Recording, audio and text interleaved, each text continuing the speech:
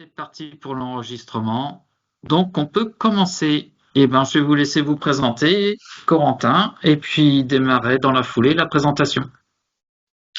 Bonjour, donc c'est Corentin Barbu, je suis chargé de recherche employé par l'INRAE. Je suis localisé sur le plateau de Saclay dans l'école AgroParisTech. Et je travaille depuis 10 ans sur la gestion des bioagresseurs en grande culture. Euh, ce que je vais vous présenter a été largement préparé en collaboration avec Arvalis, Terrinovia et l'ITB, donc les trois grands instituts en, en grande culture, en tout cas pour tout ce qui est conventionnel, agriculture conventionnelle. Et donc on s'est intéressé ce qu'on pouvait tirer des données d'épidémie-surveillance françaises en grande culture. Donc la motivation de ce travail, c'est la motivation qui a de manière générale qui préoccupe beaucoup l'agriculture en ce moment, c'est la réduction du recours aux produits phytopharmaceutiques. Et dans cette perspective de réduire le recours aux produits phytopharmaceutiques, on essaye de faire intervenir de la lutte intégrée qui pourrait inclure notamment des leviers paysagers. En effet, on observe une grande hétérogénéité spatiale des bioagresseurs. On peut avoir des champs qui sont plus ou moins attaqués, bien qu'ils soient relativement voisins, ou en tout cas dans une même région. Et donc, il est légitime de se demander s'il y a un effet important du paysage, sachant qu'il pourrait aussi y avoir d'autres explications, comme typiquement les pratiques qui varient d'un champ à un autre. Le corpus scientifique sur les espaces semi-naturels, je vais abréger dans la présentation ESN,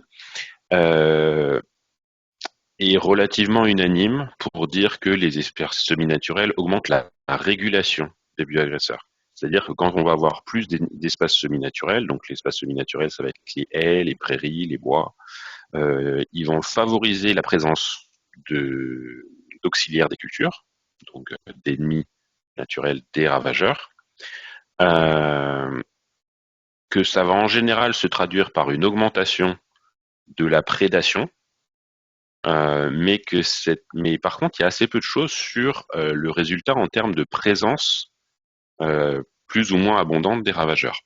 Et les résultats qu'il y a sont assez mitigés. On peut en effet tout à fait imaginer que les espaces semi-naturels soient pas seulement favorables aux auxiliaires, mais aussi aux ravageurs eux-mêmes. Euh, Par ailleurs, là pour l'instant on a parlé de ravageurs, mais il y a assez peu de choses sur les éléments paysagers et les maladies. Donc on se disait aussi que ça pouvait être intéressant de regarder les effets du paysage pour les maladies. Et enfin, les études paysagères qui existent sont souvent limitées à 2 kilomètres. Hein, on recherche rarement au-delà. Or, on travaille parfois sur des ravageurs, des maladies qui ont des distances de dispersion largement supérieures à 2 kilomètres.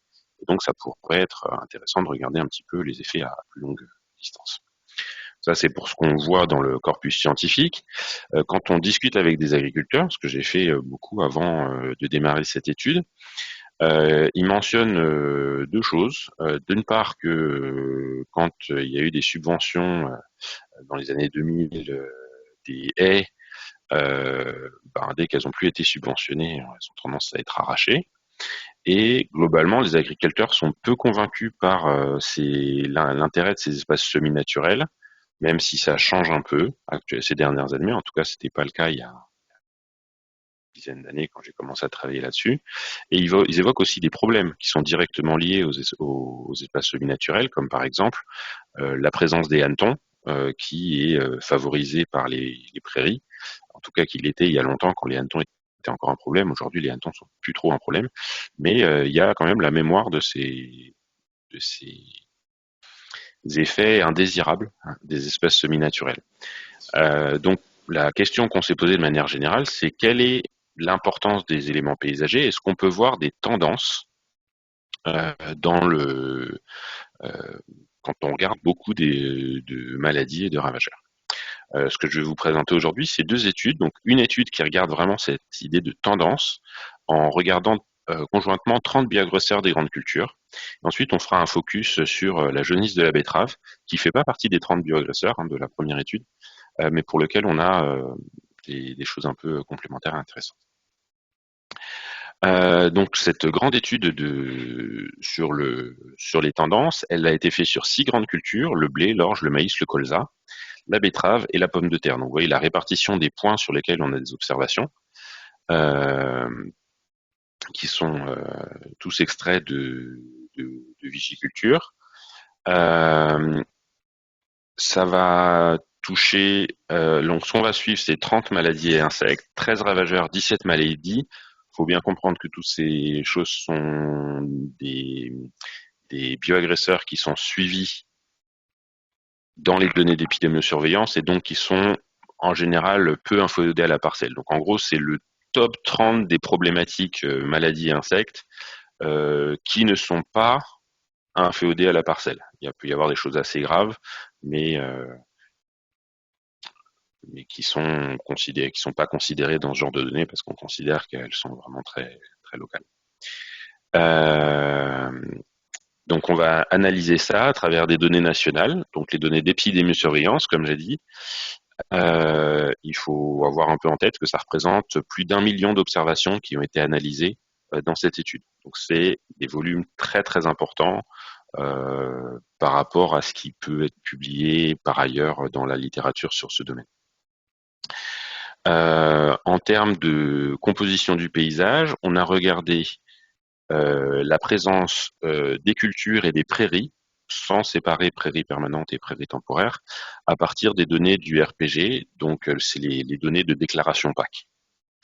On va aussi regarder la présence de ligneux, c'est-à-dire les haies, les forêts, mais aussi les landes, à partir donc de la baie des topos, couche végétation.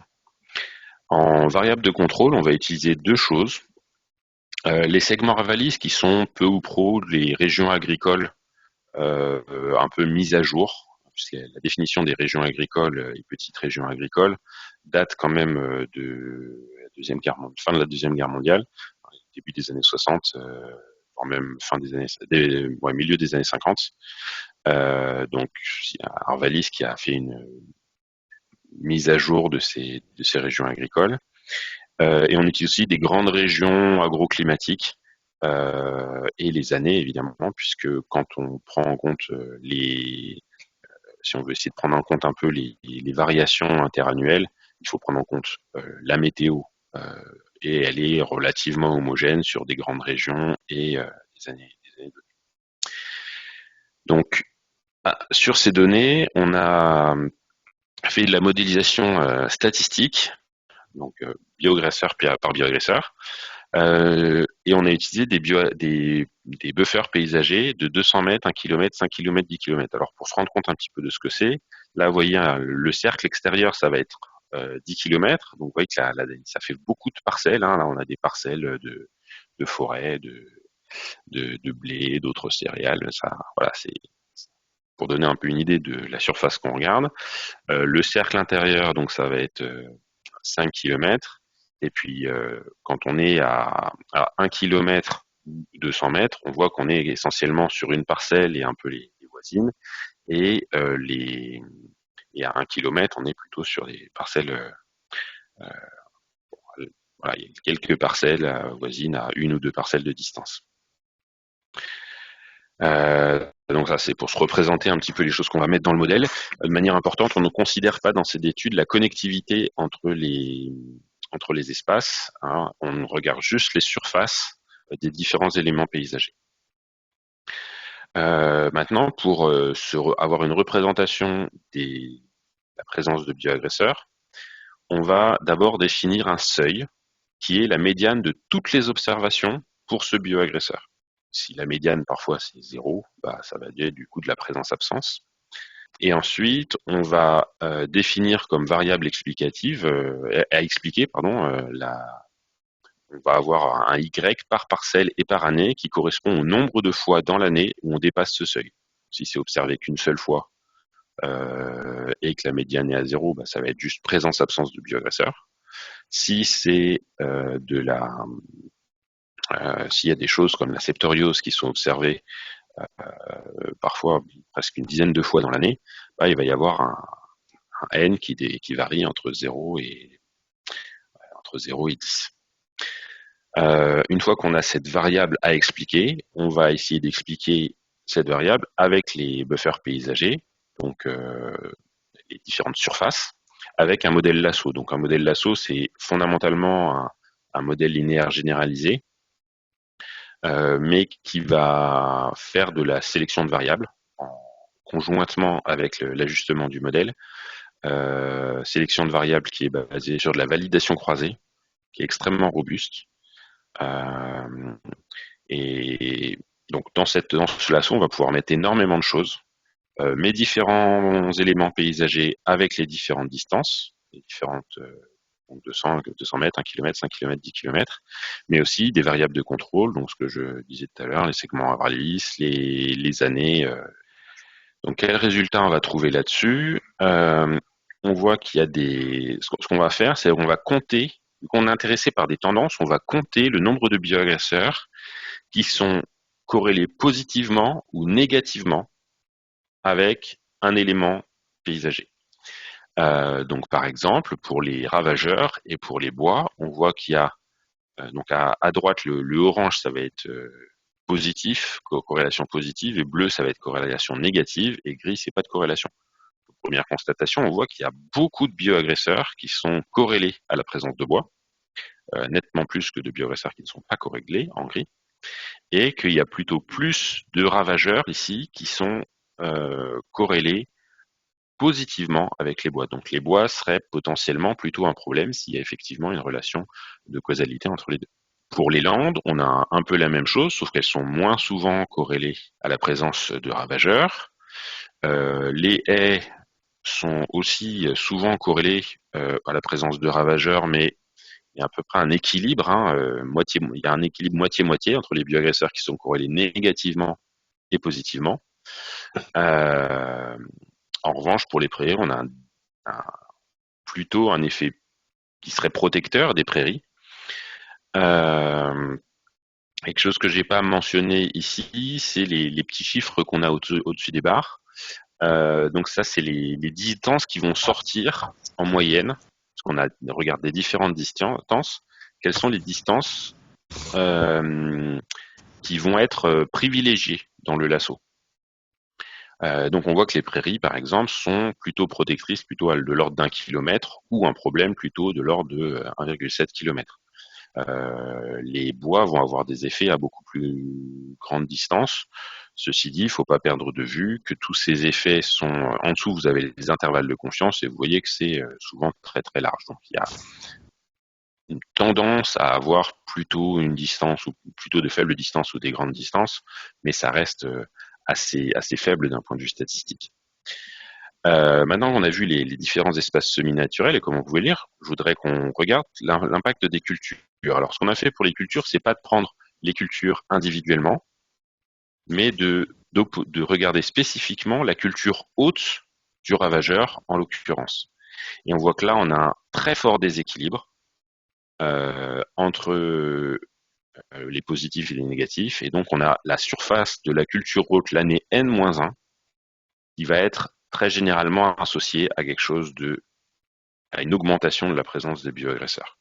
C'est pas vraiment surprenant, ça s'explique bien avec un effet inoculum. Si on avait plus d'une culture l'année précédente dans le paysage, on va avoir plus de la présence de ce ravageur l'année suivante. Ça correspond un peu à un effet rotation, sauf que c'est un effet rotation à l'échelle du paysage. D'ailleurs, quand on regarde ça, on pourrait se demander, mais dans quelle mesure cet effet paysage n'est pas en fait un effet de rotation, puisqu'il y a une très forte corrélation entre le retour d'une culture dans la rotation et sa présence dans le paysage. C'est pour ça qu'on a rajouté aussi dans les variables de contrôle le nombre d'années depuis lesquelles on a eu la culture haute sur la parcelle qu'on est en train de regarder. On voit que c'est jamais sélectionné. Alors c'est un peu limité, ça va juste seulement jusqu'à maximum. C'est 0, c'est l'année précédente, 2 ans avant ou plus. C'est pas non plus très précis enfin très, on peut pas avoir des effets à très long terme dans la rotation, mais déjà ça permet de voir s'il y avait la culture l'année précédente dans la rotation. Et on voit que c'est jamais sélectionné. Une autre chose intéressante sur cet effet de la culture, c'est qu'on oppose l'effet de l'année N-1 et de l'année N, donc l'année précédente et l'année en cours. Et donc on voit que la culture haute l'année N a un effet très différent de celui des cultures l'année précédente. Et il est très précédent à la fois parce que on a un effet principalement négatif de la surface, et parce que les effets sont plutôt des effets à courte distance. Alors sur le fait que ce soit un effet négatif, il faut bien comprendre que les ravageurs sont principalement, dans nos études, des ravageurs qui ont des cycles annuels.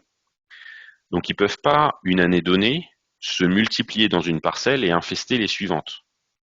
Au contraire, quand va y avoir un certain nombre de ravageurs, ils vont se diluer dans les différentes cultures, dans les différentes parcelles d'une culture une année donnée. C'est pour ça qu'on peut avoir des effets négatifs de la présence d'une culture. Donc on voit bien là l'opposition entre un effet inoculum l'année précédente et un effet dilution l'année courante. Et c'est d'ailleurs très intéressant de voir que les deux ravageurs qui ont une corrélation positive, ce sont des pucerons. Et que ces pucerons, ils ont justement une multiplication plusieurs fois dans l'année, et donc il peut y avoir ces effets épidémiques dans le paysage. On voit que sur les ravageurs, on retrouve bien des choses qui sont cohérentes avec la biologie qu'on peut imaginer des ravageurs.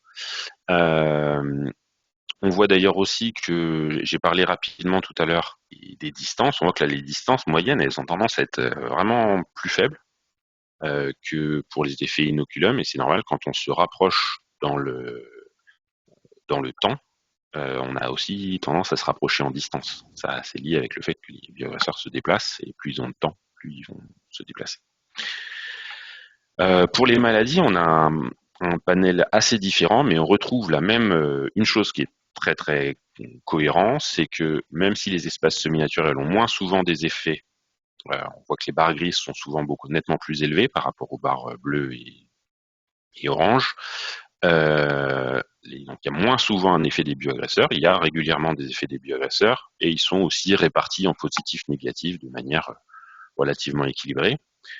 En revanche, pour les cultures hautes, on retrouve le pattern très très fort avec les cultures hautes l'année précédente, qui sont, si elles sont associées à quelque chose, elles sont associées de manière positive, et les maladies sont aussi très fortement, positivement, très très régulièrement, on va dire.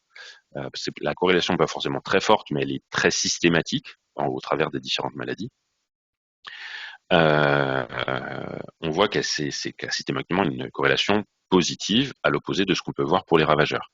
Et c'est normal, les maladies ont généralement une capacité de reproduction d'une année sur l'autre, à l'intérieur d'une année, et donc elles peuvent avoir cette dynamique épidémique. On voit de là que par contre, on peut avoir un effet année depuis la culture haute, donc un effet rotation, et donc plus on a d'années depuis que cette culture était dans la rotation, et moins on va avoir cette maladie. Donc là aussi, c'est très cohérent avec les images biologiques qu'on peut avoir de ces maladies qui peuvent être, même si elles ont une dimension épidémique, peuvent être quand même inféodées à la parcelle. Ces grandes tendances qu'on observe d'importance, notamment de cohérence de l'effet de la culture haute l'année N-1, à la fois sur les maladies et sur les ravageurs. En fait, quand il y a beaucoup d'une culture l'année précédente, on va toujours avoir plus de maladies et de ravageurs de cette culture l'année en cours. Ça, c'est quelque chose qui est très robuste, et de manière générale, ce que je vous ai décrit est globalement robuste quand on fait des bootstraps sur les observations, ou quand on change les variables de contrôle que j'ai présentées plus tôt. Donc Ce sont des résultats qui sont très robustes et en plus, je vous l'ai dit, il y a énormément de données qui sont analysées. Là, on est à plus d'un million d'observations. Donc c'est concentré sur la France, mais c'est quand même assez robuste. Maintenant, ce qui m'intéressait aussi, c'était de voir dans quelle mesure le paysage avait une importance, parce que là, on voyait s'il y avait des grandes tendances dans les signes des effets, mais ce qu'on essaye de regarder là, c'est plus dans quelle mesure ça a un fort impact sur nos modèles. Donc plutôt la taille des effets que leur sens. Donc ici, ce qui nous intéresse, c'est de voir la part de la variance expliquée par le paysage. C'est une question difficile, l'explication de la variance, et donc dans la part de la variance, c'est des choses qui sont globalement pas sommables. Donc statistiquement, c'est problématique. Donc ce qu'on a fait, c'est de représenter la variabilité générale dans les données, avec un point par culture ici, et la variabilité qui va être expliquée, qu'on va retrouver à partir du modèle complet pour chaque culture et chaque bioagresseur. Ça va être la variabilité qu'on trouve avec les années-régions, donc en gros qui correspondent à la météo, et on voit que ça explique beaucoup de ce qu'on va trouver dans le modèle. Et ça, c'est la variabilité expliquée par le paysage. Donc on voit que c'est une fraction assez faible quand même de ce qui est expliqué par le modèle. Donc ça permet de relativiser quand même l'importance de toutes ces variables paysagères en termes d'impact sur la présence des ravageurs. C'est quand même essentiellement la météo qui va déterminer, même s'il va y avoir des ajustements et que ponctuellement, sur certains bioagresseurs, il peut y avoir un effet paysage relativement important. Donc en conclusion, si on regarde les grandes tendances, on peut avoir des effets contradictoires des espaces semi-naturels, les haies, les prairies,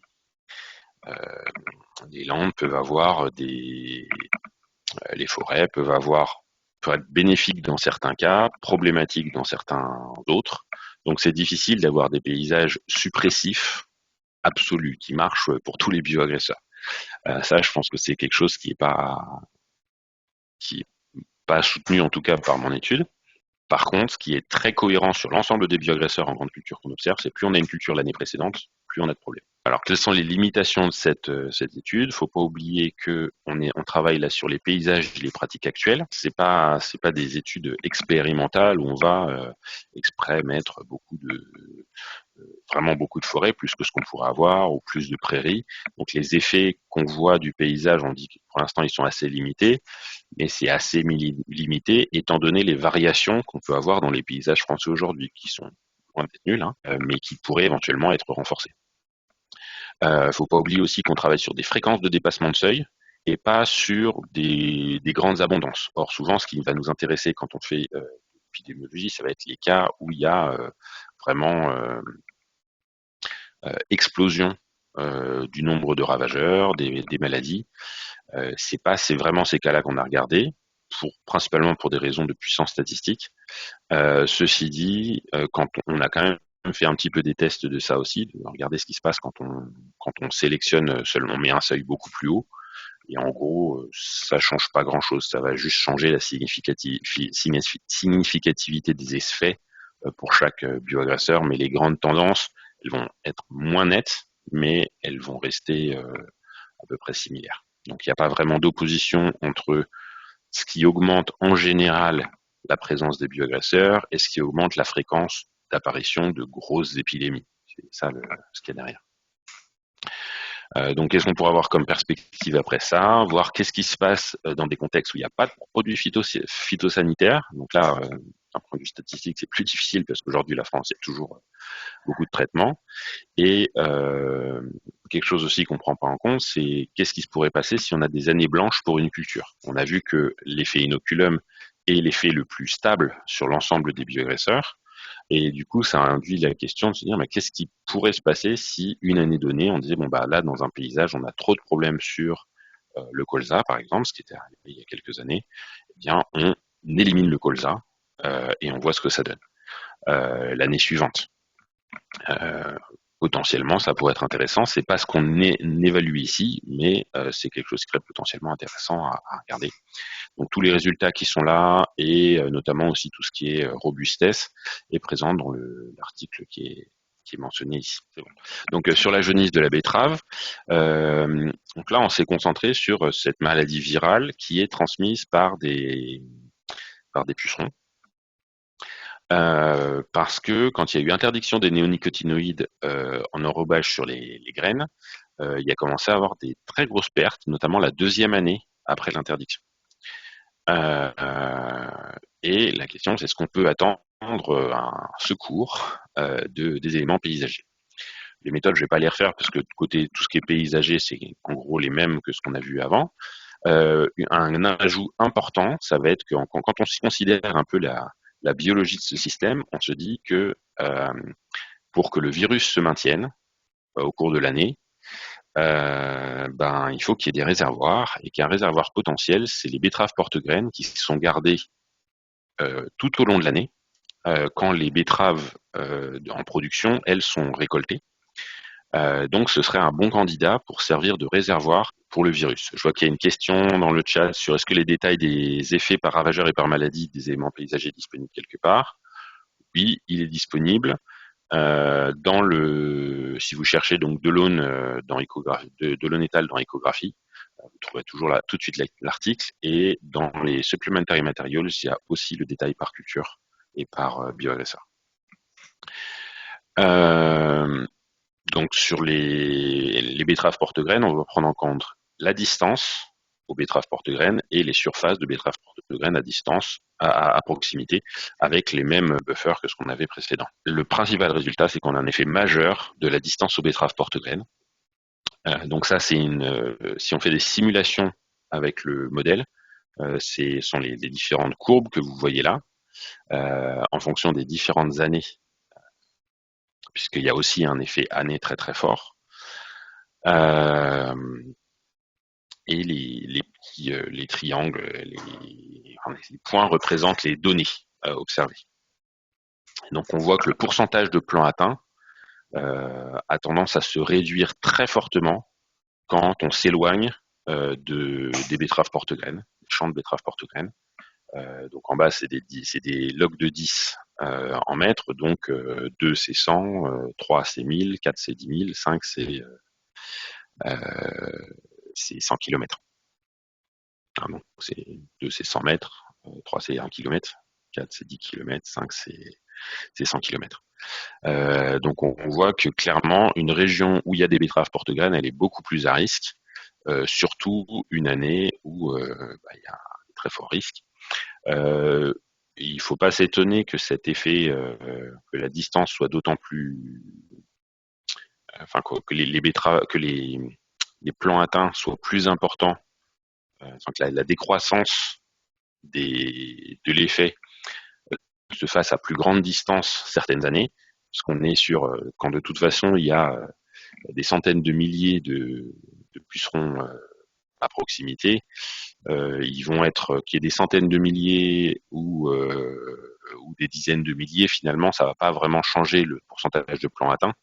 C'est quand on arrive à des niveaux suffisamment faibles de présence de pucerons que on va avoir vraiment une décroissance du pourcentage de plants atteints. Donc on a cet effet majeur de la distance aux porte-graines. Et par contre, on a aussi des effets des autres espaces semi-naturels, mais qui sont beaucoup plus faibles, de l'ordre 10 fois plus faibles. Avec des haies légèrement protectrices, des forêts plutôt problématiques, des prairies plutôt protectrices. Donc c'est pas du tout impossible qu'il y ait des effets protecteurs des auxiliaires qui seraient hébergés dans les haies ou dans les prairies, ou qui trouveraient à se nourrir dans les prairies par exemple. Mais aujourd'hui, ça reste des effets qui sont très faibles par rapport à cet effet des betteraves porte-graines. Ça, ce sont des résultats qui sont au moins en partie en cours de présentation dans un article en préparation fait par Louis Bourdin. Donc on a vu comment il y a des grands effets en tendance avec des modèles qui sont très généraux qui permettent d'aborder la question spécifique de l'effet des espaces semi-naturels et de l'effet des cultures sensibles l'année précédente ou l'année N. Comment ça permet déjà de trouver des choses qui sont très cohérentes d'un point de vue biologique, et comment aussi, quand on considère spécifiquement la biologie d'un système, donc en l'occurrence jaunisse, puceron, betterave, on va pouvoir avoir des idées de choses à rajouter dans le paysage qui peuvent ponctuellement avoir des effets très très forts. Je vous remercie de votre attention et je serai content de répondre à vos questions si vous en avez. Très bien. Eh ben, on va laisser la parole aux participants. Donc, si vous avez une question à poser, vous pouvez lever la main. Alors, une question de Olivier. Bonjour Corentin, merci pour la présentation. Bonjour Olivier. Du coup, j'avais deux questions. Une première sur les prairies. Donc, tu as mentionné qu'il n'y avait pas eu de distinction entre prairies temporaires et prairies permanentes. Est-ce que vous avez exploré cette question? Parce qu'il y a des travaux qui ont montré que suivant l'âge des bandes enherbées ou l'âge des prairies, on avait des choses très différentes. Grosso modo, quand il y a des durées de vie courtes, du type 1-2 ans, on n'est pas très loin d'avoir un comportement du type céréales, alors que quand on a des durées de vie longues, bon, ben, on a un autre écosystème qui s'établit et on pourrait avoir des effets différents. Et du coup, est-ce que tu penses que ça pourrait jouer? Et puis, Alors, deuxième question, parce que je pense que ça peut être en écho dans une certaine mesure. Il n'y a pas de prise en compte de la configuration, comme tu l'as expliqué, et est-ce que tu penses que ça jouerait, et est-ce que ton dispositif permettrait de l'approcher? Alors, pour les prairies permanentes versus prairies temporaires, la raison pour laquelle on l'a pas mis, c'est parce que les données du RPG telles quelles ont des classes prairies permanentes et prairies temporaires, mais ne sont pas fiables. Ceci dit, c'est contournable en regardant Information séquence. Voilà, l'information séquence, vu qu'on a les RPG, on l'a tous les ans, on peut assez facilement regarder sur un point donné qu'est-ce qu'il y avait les années précédentes. D'autant plus que les points d'observation là sont des points très précis dans la parcelle, donc on peut regarder sur ce point-là quel est l'historique. Donc c'est un petit peu de traitement informatique, mais c'est pas du tout, c'est tout à fait faisable. Nous, on s'y est pas intéressé, mais je pense effectivement que c'est quelque chose. Enfin, on n'a pas poursuivi sur ce travail-là, mais je pense que c'est effectivement une bonne piste. D'autant qu'on a vu que globalement, les prairies ont quand même plutôt un effet protecteur. Et donc, si c'est vraiment que les prairies temporaires, permanentes qui ont un effet protecteur, l'effet protecteur des prairies permanentes pourrait être complètement tamponné par le fait qu'on inclut aussi les prairies permanentes. Donc je pense, voilà, ce serait parce qu'on mélange pas d'effet et un effet fort, ça fait un effet moyen. Je pense que ce serait quelque chose à creuser. C'est tout à fait possible de le faire si on a envie. Enfin, même si l'article n'est pas si vieux que ça, de 2021, on a quand même encore pas mal de données d'épidémiosurveillance qui sont rajoutées depuis. Ce serait probablement intéressant de faire une mise à jour de cet article, même si je pense pas que ça change grand-chose sur le fondement, mais effectivement, ça fait partie des choses qu'on pourrait rajouter. Sur la configuration... Alors juste une remarque là-dessus, c'est qu'on pourrait aller un petit peu plus loin que temporaire versus permanente, c'est qu'il y a peut-être un seuil d'âge de prairie. Par exemple, pour le stockage du carbone, on sait que c'est à partir de 3-4 ans qu'on commence à avoir des effets vraiment positifs. Et ça serait pas étonnant qu'on ait ce type de seuil aussi sur des aspects plus biotiques.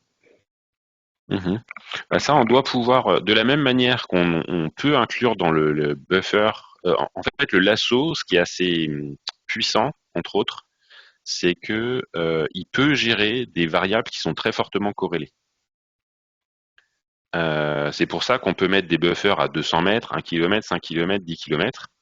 Ce qui va faire quand il y a des variables très fortement corrélées, et contrairement au GLM classique, c'est qu'il va avoir tendance à tout rapporter à la variable la mieux corrélée.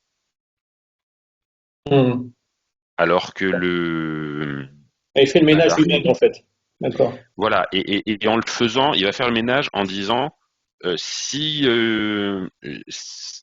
j'essaye de tout attribuer à la variable la mieux corrélée. alors qu'un GLM classique va avoir plutôt tendance à partager les effets entre des variables de plusieurs variables corrélées. Et éventuellement à les partager en ayant des oppositions. C'est-à-dire que vous avez une variable corrélée et une variable anticorrélée. On peut avoir des fuites vers l'infini où plus la variable corrélée, on lui met un effet fort, plus on va mettre un effet fort aussi sur la variable anticorrélée. Et donc, on va avoir des choses qui deviennent des effets très importants, mais qui en fait s'annulent complètement. Ça s'annule largement. Ça, c'est une grosse sensibilité du GLM qui est globalement pas un problème en lasso parce qu'il est très économe. Il va éviter d'avoir deux variables qui finalement sont pas très explicatives, même si les effets sont potentiellement très forts en s'opposant, en s'annulant. Donc ça, c'est quelque chose de très c'est quelque chose de très positif. Et pour revenir donc à la question que tu posais tout à l'heure, on pourrait très bien avoir des effets des prairies avec différents âges, comme on a des buffers à différentes distances, et voir quels sont les âges qui sont les plus pertinents, quoi. Donc ça, oui, c'est quelque chose qui est a priori tout à fait faisable et qu'on pourrait rajouter. Je vois qu'il y a une autre question de Salomé Joubert sur les haies. Avez-vous pris en compte dans votre analyse des paramètres comme l'âge de la haie, le type de haie, ou alors toutes les haies ont été mises dans la même catégorie? Alors ça, c'est une question intéressante et la réponse est assez différente parce que les données sont très différentes. Les données qu'on utilise pour les haies, ce sont les données de BD Topo végétation. Or, la grande faiblesse de la BD Topo végétation, c'est que même s'il y a une publication par an, en fait, ces publications correspondent pas à des mises à jour de la donnée tous les ans. C'est simplement que les données sont mises à jour avec un roulement où il y a une garantie que c'est mis à jour tous les 10 ans pour l'ensemble, si je me souviens bien. Donc, une garantie de l'IGN, hein, c'est l'IGN qui gère ça. Mais il y a aucune garantie que ce qui se passe une année reflète bien ce qui se passe, ce qu'il y a sur le terrain. Et donc, on ne peut pas regarder la profondeur temporelle de la haie en regardant la BD topo sur différentes années. Donc non, je prends pas en compte l'âge de la haie. Et là, pour le coup, ça me semble très compliqué à regarder si on veut garder la dimension nationale, en tout cas métropolitaine, de l'analyse. Pour ce qui est de la largeur, c'est plus faisable déjà, puisqu'on pourrait avoir. J'avais d'ailleurs essayé de regarder un petit peu, mais il y a vraiment le linéaire de haie qui est dessiné. On pourrait éventuellement regarder si les largeurs sont en impact. Sur la composition, par contre, là, ça me paraît vraiment très très compliqué. Je pense qu'on peut pas. Enfin, toujours pareil. En gardant la vision métropolitaine, il faut regarder toutes les haies du pays, et là, c'est un peu compliqué. Ça me ramène quand même à la question, la deuxième partie de la question d'Olivier sur la composition, sur l'opposition composition et configuration. Et donc pour la configuration, quelque chose qu'on peut étudier relativement simplement, c'est non seulement s'il y a quelles sont les surfaces, mais aussi quels sont les périmètres des surfaces. Donc voir s'il y a des choses plus ou moins découpées. Ça, c'est quelque chose qu'on fait déjà dans notre analyse, mais qu'on n'a pas pris en compte dans les données, dans ce qui est publié. Et honnêtement, faudrait qu'on mette à jour, parce que j'avais fait des tests qui n'étaient pas très concluants, mais ça, c'était sur des données qui s'arrêtaient en 2014. Maintenant, ça s'arrête les dernières données, je crois, étaient de 2018. Donc, 2018 ou 2019 dans cet article-là. Donc, faudrait mettre à jour pour vérifier qu'il n'y a pas d'effet de la configuration majeure. Donc là, on pourrait, effectivement, regarder, mettre non seulement la surface de haie, mais les périmètres de haie. Et donc, ça définit ces haies qui sont très linéaires ou qui sont un peu grosses, quoi. J'ai pas forcément les autres métriques de configuration qui vont être des métriques de voisinage sont souvent des métriques qui sont plus adaptées à une description du paysage sous la forme de pixels. combien il y a de pixels voisins qui sont d'un type ou d'un autre. Et ça me pose un peu plus problème, enfin c'est un peu plus compliqué à transposer pour mon étude qui est vraiment fondamentalement sur une représentation vectorielle des espaces. Et puis si on essaye de prendre en compte, vu que c'est basé sur des pixels, ça pose en compte de quelle est la surface des pixels. Et donc, à partir du moment où on prend en compte une taille de pixels, on va sélectionner certaines distances, certaines classes de distance qui nous intéressent. Et je pense que c'est pas très compatible avec le type d'analyse qu'on fait ici. Donc je pense que la principale chose qu'on pourrait rajouter, effectivement, pour la configuration, serait prendre typiquement une mesure des surfaces sur les périmètres, qui va donner une indication de l'effilochage. Ça se rapproche de taille de parcelle ou de densité de bordure, des choses comme ça. Voilà, les tailles de parcelles aussi seraient intéressantes, effectivement. Ça, c'est quelque chose qu'on avait considéré à un moment, et puis on avait une question assez nette sur effet positif et effet négatif, du coup on n'a pas trop développé. Mais là encore, si on devait faire une mise à jour de ce travail, je pense que ce seraient des questions qui seraient intéressantes.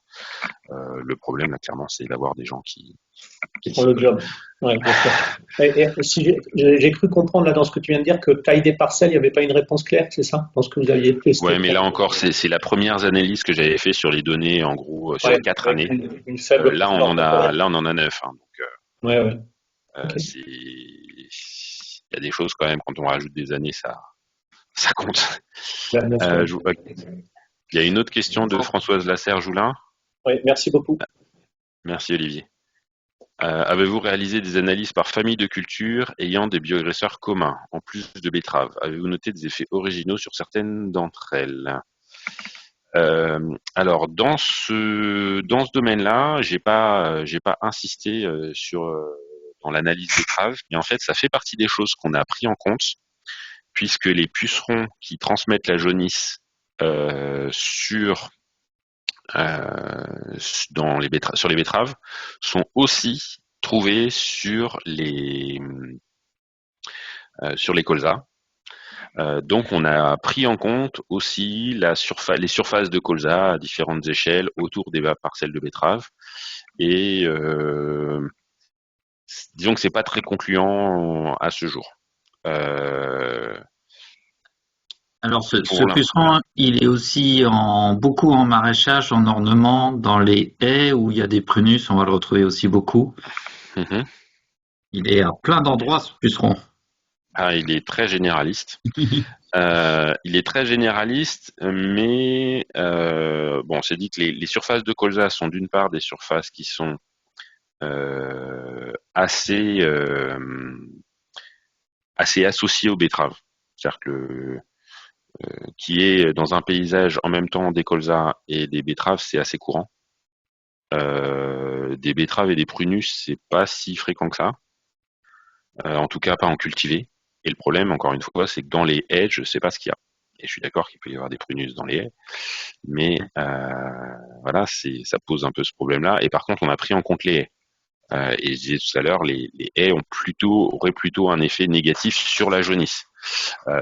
Il faut pas perdre de vue, ceci dit, qu'un effet, c'est pas parce que les pucerons vont se trouver dans les haies que ça va être un risque pour la jaunisse. Ça pourrait même être l'inverse, puisque si les prunus ne sont pas des réservoirs de jaunisse, on pourrait maintenir des fortes populations de pucerons, mais des pucerons propres, qui pourraient rentrer en compétition avec les pucerons infectés par des betteraves porte-graines, par exemple.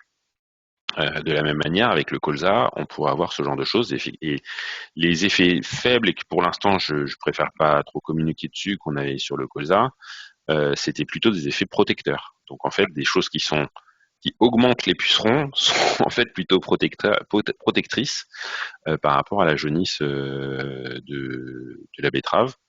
Alors ça pourrait avoir un effet comme ça juste de masse de pucerons qui sont des compétiteurs. Et il pourrait aussi y avoir un effet de maintien des auxiliaires. On voit que pour les ravageurs, pour la culture haute, l'année N-1, il y a une corrélation négative. On pourrait se dire, mais comment c'est possible que l'effet, la culture, plus il y a d'une culture haute l'année précédente, moins on a de problèmes. On voit d'abord que c'est un effet à très faible distance. C'est à 200 mètres et on est très sûr que c'est un effet à 200 mètres. Donc c'est un effet très courte distance. Quelque chose qui est assez bien connu pour les ravageurs naturels, les ravageurs annuels, pardon, c'est que leurs auxiliaires, un auxiliaire important peut être les parasitoïdes. Or, ces parasitoïdes sont en général des très mauvais voiliers. Ils ont des capacités de dispersion beaucoup plus faibles que les ravageurs. Donc, si vous avez à proximité une culture qui permet d'avoir plus de ravageurs, mais aussi d'implanter les auxiliaires à proximité, ça peut permettre que si vous avez une parcelle juste à côté l'année suivante, elle va être protégée des ravageurs par la présence de ces auxiliaires à proximité. Et on peut avoir le même genre de choses sur le fait qu'il y ait des colzas à proximité des betteraves ou des prunus à proximité des betteraves. Le fait de maintenir une population de pucerons permet d'attirer des auxiliaires, et ces auxiliaires vont faire une certaine protection autour potentiellement l'année suivante. C'est une question d'équilibre entre l'effet inoculum du ravageur et l'effet inoculum de l'auxiliaire, en fait. Voilà, c'est quelque chose de potentiellement très important, mais on voit qu'en l'état actuel des paysages français, cet effet c'est assez faible. On pourrait imaginer que si vraiment on n'avait plus de produits phytosanitaires, ces corrélations positives avec la culture sensible l'année précédente soient beaucoup plus fréquents, parce qu'on va beaucoup moins détruire les auxiliaires. C'est pas un pronostic que je fais, hein, c'est une éventualité. Merci. Alors pour l'instant, il n'y a pas d'autres questions dans le chat. Je vais en poser une. Du coup, au niveau de la betterave, est-ce qu'il a été regardé? Alors vous avez parlé un peu de la taille des parcelles, mais dans le bassin betteravier autour de Reims, par exemple, on va avoir des immenses champs avec les seules infrastructures, c'est les chemins. Il y a plus d'arbres, en diversité de cultures, c'est très faible. Est-ce que du coup, les résultats du modèle peuvent être impactés par ce fait que le paysage est en fait assez très homogène et qu'on n'arrive pas à ressortir des effets des haies ou des bandes enherbées? Alors, vous n'avez pas parlé de bandes enherbées, je ne sais pas si elles sont prises en compte ou pas, comme des prairies ou des choses comme ça. Mais est-ce que, enfin voilà. Alors normalement les bandes enherbées. Oui. Non, allez-y. Les bandes enherbées sont pas trop prises en compte, hein, clairement, parce qu'elles font pas l'objet de déclaration PAC. Alors à moins qu'elles soient déclarées comme prairies, mais en tout cas elles sont pas identifiées séparément. Ça pourrait éventuellement être on pourrait essayer de regarder s'il y a des prairies qui sont très très longues, beaucoup plus longues que larges, et du coup ça permettrait d'identifier des bandes enherbées. Mais en l'état, c'est pas une question qu'on s'est posée. Alors, qu'est-ce qui se passe dans des paysages qui sont très homogènes? Je pense que d'abord, ça change rien à l'effet de la culture précédente, parce que même si c'est des cultures, c'est assez homogène, en fait, il y a toujours une rotation des cultures, des grandes cultures en France, sauf sur la monoculture de maïs. Donc, il y a toujours une certaine hétérogénéité quand même là.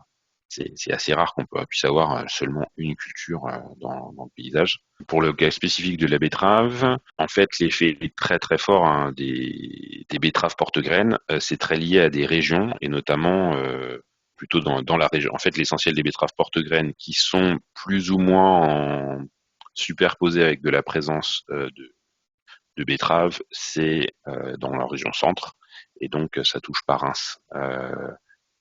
Est-ce que ça change les effets ailleurs? Je pense pas forcément. L'autre chose auquel je pense en termes d'hétérogénéité, au point de vue de la betterave, c'est que quand même les zones avec de la betterave, c'est beaucoup plus restreint que les zones avec les tentes d'hiver. Et donc on a potentiellement effectivement des diversités de paysages qui sont plus faibles. Mais bon, il y a quand même la région centre, la région Reims, le nord. Alors c'est pas forcément des régions bocagères dans tous les cas.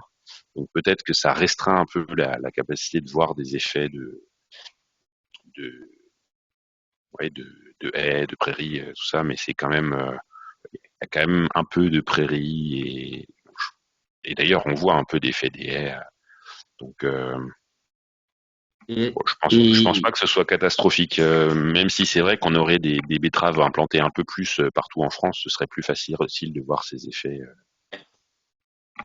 Et est-ce que en travaux suivants, parce que là vous avez des données très générales qui permettent d'émettre des hypothèses, par exemple là sur le fait d'avoir des plantes non porteuses de jaunisse autour de champs pourrait améliorer le contrôle de la jaunisse en détoxifiant les pucerons entre guillemets. Alors c'est pas détoxifier qu'il faut dire, je sais pas, en rendant les pucerons non vecteurs. Désinfectants. Infectants, oui. Voilà. Est-ce que du coup, après, vous pouvez faire des études ciblées pour répondre à ces nouvelles hypothèses ou c'est en dehors de vos champs de travaux? Des études, qu'est-ce que tu appelles des études ciblées? En prenant par exemple, justement en ciblant quelques champs de betteraves ailleurs en France où il y a beaucoup de haies avec des prunus, où il y a du maraîchage à côté, où il y a des choses comme ça, enfin maraîchage sans betterave du coup forcément. Et le comparer avec des régions où il n'y a pas ces réservoirs de ces plantes hautes, où elles sont très peu présentes dans le paysage, des endroits non bocagés, par exemple. Oui, ça c'est des choses qui seraient intéressantes de tester. Hein. Il y a eu beaucoup de travaux qui ont été faits sur la betterave. Donc moi j'ai présenté, il y a eu un grand plan qui a financé cette étude-là, entre autres.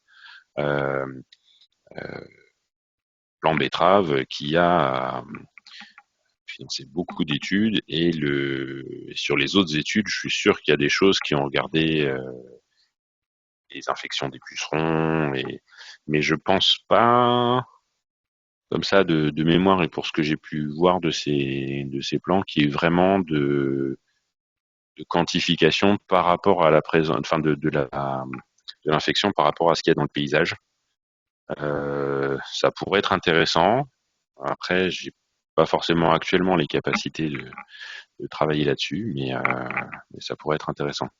Je vois aussi qu'il y a des questions là sur, enfin des remarques sur la présence des bandes tampons dans le RPG et de bords. Alors les bords, je sais pas exactement ce que c'est, mais en tout cas, il faut bien avoir conscience que le RPG a pas mal évolué au cours des années.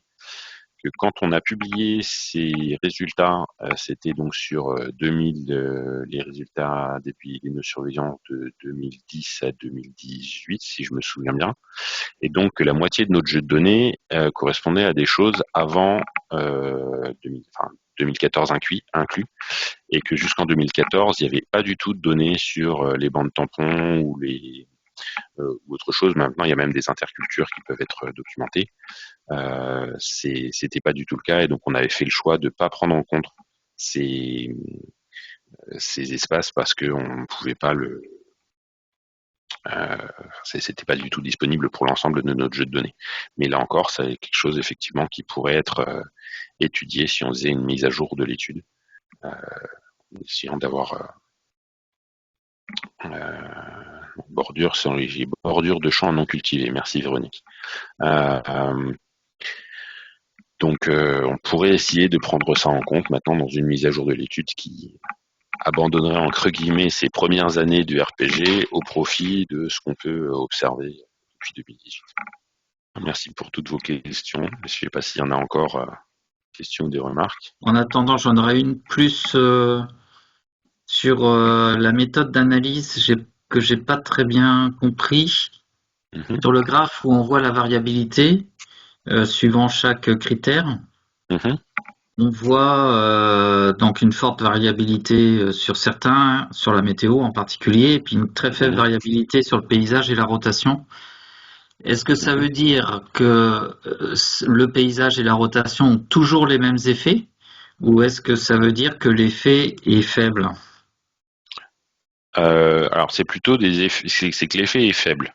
Après, l'effet local rotation, là, il est vraiment beaucoup plus faible que l'effet paysage. Ouais.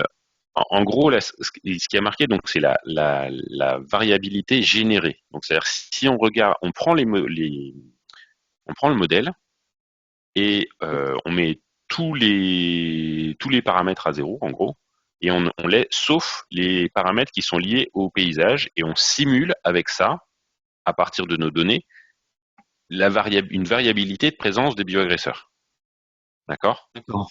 Ça permet de quantifier un peu la force des effets qui sont estimés. Et on voit que ça, et puis qui potentiellement s'annulent un peu. Hein. Donc, et là, on voit que oui, ces effets-là sont beaucoup plus faibles que ce qu'on peut simuler, parce que la variabilité simulée juste avec le paysage est beaucoup plus faible que la variation simulée avec les années et les régions. Après, ça ne doit pas vraiment nous surprendre. Hein. Je pense que dire que les bioagresseurs, c'est d'abord une question d'années, avant d'être une question de paysage, je pense que ça surprendra aucun agronome. Ok, je comprends mieux du coup comment on interprète. Alors du coup, je trouve ça étonnant que la rotation ait si peu d'effet. Alors là encore, je pense qu'il faut revenir à quelque chose d'important, c'est que deux choses importantes. La première, c'est qu'on est en train de regarder des bioagresseurs, comme j'ai insisté un peu, qui sont pas particulièrement inféodés à la parcelle. Et ça, c'est inhérent au jeu de données, puisque c'est des données d'épidémie-surveillance, c'est qu'elles se concentrent sur ce qui n'est pas inféodé à la parcelle. La deuxième chose, c'est que on est en France dans des systèmes qui sont globalement, qui ont très bien intégré l'importance de la rotation. En France, on a quand même des rotations assez marquées. Par comparaison, par exemple, avec l'Angleterre, où il y a beaucoup plus de blé sur blé, par exemple. Et donc, le simple fait que, en général, nos agriculteurs espacent suffisamment le retour des cultures pour éviter qu'il y ait un problème, fait que la variabilité disponible dans le paysage, enfin dans les données, en termes de rotation, est une variabilité qui n'a pas trop d'importance parce que de toute façon, les agriculteurs évitent les problèmes liés à la rotation. D'accord? Donc faut pas oublier que la variabilité qu'on explique, c'est la variabilité telle qu'elle est présente dans le jeu de données. Donc et or, il y a quasiment jamais de blé sur blé, il y a quasiment jamais de colza. Enfin, il y a jamais de colza sur colza, ça n'existe pas en France. Et donc, ça pourrait avoir un effet très très fort, mais ça n'est pas présent dans le jeu de données. Ouais, d'accord. Très bien. On va te remercier, Corentin. Merci à tous de votre présence et de votre attention, et j'espère que ça vous aura aidé à appréhender comme ça le paysage et les bioagresseurs en grande culture. Oui, c'est toujours intéressant de voir de remettre les choses à plat, de voir les effets, la variabilité, ce qu'on peut en attendre, ce qu'on peut ne pas en attendre du paysage. Toujours intéressant d'avoir des données là-dessus. Surtout là sur un jeu de données assez immense, donc normalement les résultats sont assez robustes.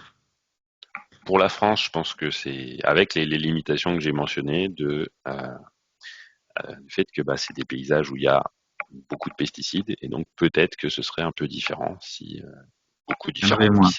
s'il y en avait beaucoup moins. Juste un petit peu moins, je pense que ça changerait pas forcément grand-chose, mais ce serait éventuellement quelque chose à creuser, un peu l'effet de l'importance de l'utilisation des pesticides pourrait potentiellement être utilisé. On a des données sur les ventes de produits phytosanitaires à la commune de l'exploitation qui pourraient potentiellement être utilisées aussi. C'est encore une piste d'amélioration. En tout cas, merci de votre invitation et de votre attention. Merci à tous. Merci à tous. Au revoir. Au revoir et à bientôt.